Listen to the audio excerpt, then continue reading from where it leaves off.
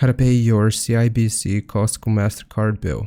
Now I'm going to show you how you can do it step by step for online banking as well as the mobile app.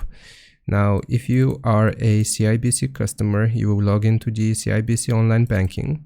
Then you want to navigate to pay bills. Add CIBC Costco Mastercard as a payee if it's not already been added, and then you just enter the amount you want to pay and complete the payment.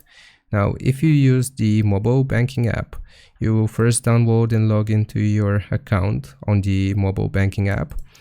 You can do this on iOS and Android. Then you will select the pay bills option. You want to add CIBC Costco Mastercard as a payee if it's not already been added again, and then you enter the payment amount and confirm the transaction. And it's simple as that. There are also other methods how you can do this. You can call up the telephone number for your bank and do it that way, but these are the easiest ways. Hope this helps. Leave a like and sub. I'll see you next time.